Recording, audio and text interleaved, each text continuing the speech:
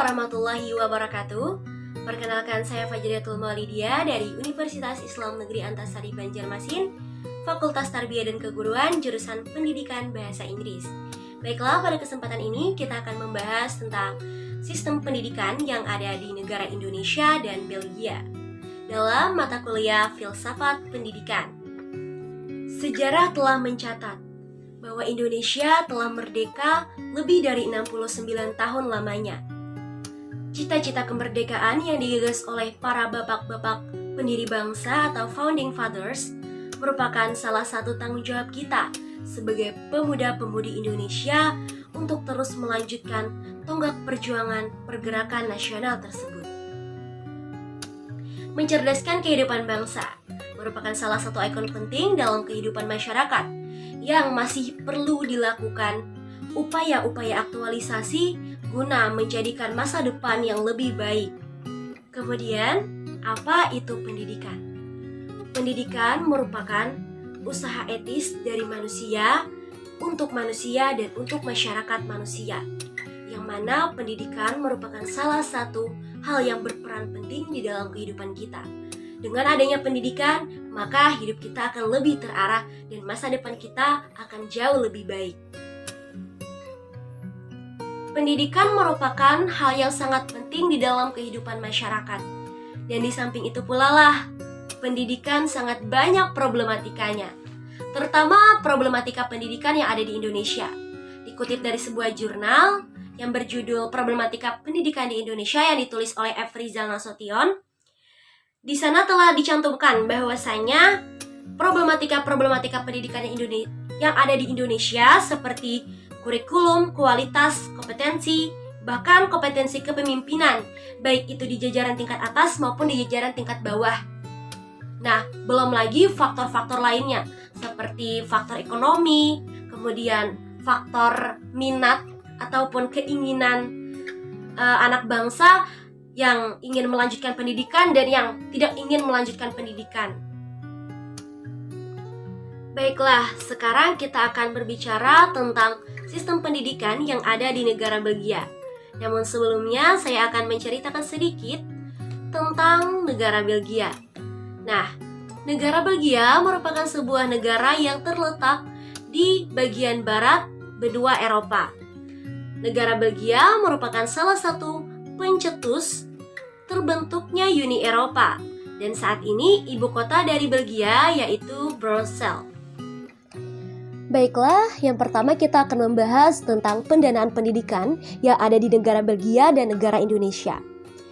Pendanaan pendidikan di negara Belgia sendiri mendapatkan subsidi dari negara, yang mana mayoritas siswa mendapat bantuan hibah dalam melanjutkan pendidikan mereka. Biaya sekolah di negara Belgia terbilang cukup murah, yang mana mereka dari TK hingga sekolah dasar mendapatkan biaya sekolah gratis. Dan juga mendapatkan bantuan prasarana dari pemerintah seperti seragam sekolah, alat tulis, buku, dan lain-lain. Berbanding halnya dengan pendidikan di Indonesia, yang mana masih banyak saat ini anak-anak yang putus sekolah, bahkan yang sama sekali tidak mendapatkan pendidikan dikarenakan biaya sekolah yang terbilang cukup mahal dan karena faktor keluarga, faktor ekonomi keluarga yang tidak memadai, sehingga mereka tidak mampu untuk membiayai pendidikan mereka. Dan juga orang tua yang ingin memberikan pendidikan yang bagus ataupun ke sekolah-sekolah favorit, mereka harus merogoh kocek yang lebih besar lagi.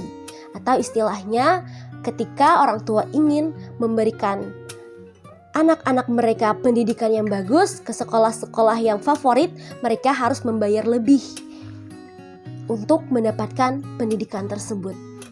Kemudian, untuk pendidikan secara umur, antara negara Belgia dan Indonesia memiliki kesamaan, yaitu pendidikan tingkat dasar, kemudian pendidikan tingkat menengah, dan pendidikan tingkat tinggi. Baiklah, sekarang kita membahas tentang metodologi pengajaran atau sistem perkuliahan yang ada di negara Belgia dan Indonesia. Sistem perkuliahan di Belgia sama dengan di beberapa negara lain sesama anggota Uni Eropa, yakni berdasarkan ECTS atau singkatan dari European Credit Transfer and Accumulation System, yang mana kalau di Indonesia sendiri disebut dengan SKS. Nah, jadi sistem pendidikan tinggi di Belgia dimulai dari tahapan sarjana S1, sama halnya dengan di Indonesia, dan Hogescholen atau Politeknik yang serta dari universitas juga, atau kalau di Indonesia disebutnya dengan D4. Kemudian master dan program doktoral. Nah, jadi lulusan program sarjana dari Politeknik selain dapat melanjutkan ke program master, mereka juga dapat melanjutkan pendidikan ke program sarjana lanjutan atau spesialisasi. Dan demikian pula untuk lulusan master, selain dapat melanjutkan ke program doktoral, mereka juga dapat melanjutkan ke pendidikan master lanjut. Di negara Belgia, untuk program-program pasca sarjana, bahasa pengantarnya cukup fleksibel, yang mana program internasional menggunakan bahasa Inggris, sedangkan program lainnya jika terdapat mahasiswa yang tidak menguasai bahasa lokal juga digunakan bahasa Inggris. Nah, untuk program S3, komunikasi sepenuhnya harus menggunakan bahasa Inggris. Nah, jika tadi kita telah membahas tentang sistem pendidikan yang ada di negara Belgia, kemudian kita lanjutkan dengan pembahasan tentang sistem pendidikan yang ada di Indonesia. Menurut Undang-Undang Nomor 20 Tahun 2003 tentang Sisdiknas pada bab 6 pasal 16 disebutkan bahwa jenjang pendidikan formal di Indonesia meliputi 3 jenjang, yaitu pendidikan dasar, pendidikan menengah, dan pendidikan tinggi. Nah, hal tersebut sama halnya dengan tingkatan pendidikan yang ada di negara Belgia. Untuk meningkatkan kualitas pendidikan, negara Indonesia telah menerapkan 6 kali perubahan kurikulum. Yang pertama pada tahun 1968, yang kedua pada tahun 1975, yang ketiga pada tahun 1984, yang keempat pada tahun 2004, dan yang kelima yaitu kurikulum tingkat satuan pendidikan atau KTSP yang mana dipakai pada saat ini. Nah, selain dari berdasarkan kurikulum, sistem pendidikan di Indonesia juga memiliki pedoman.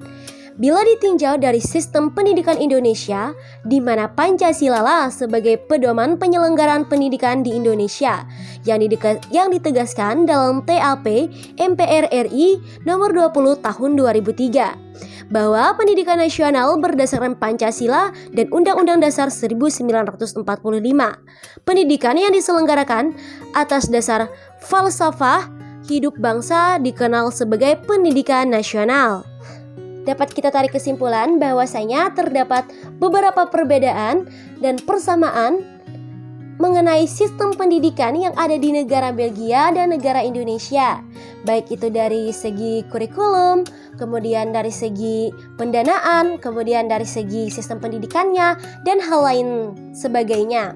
Nah, untuk sistem pendanaannya sendiri, di Belgia ini sangat banyak digemari oleh para mahasiswa-mahasiswi internasional, yang mana mereka ingin melanjutkan kuliah akan tetapi dengan biaya yang cukup murah.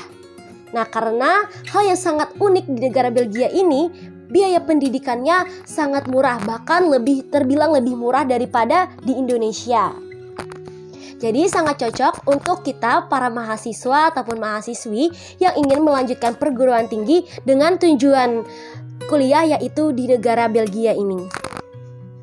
Baiklah, demikian dari saya mengenai pembahasan tentang sistem pendidikan yang ada di negara Belgia dan negara Indonesia. Salah hilap mohon maaf. Saya ucapkan terima kasih. Wassalamualaikum warahmatullahi wabarakatuh. See you.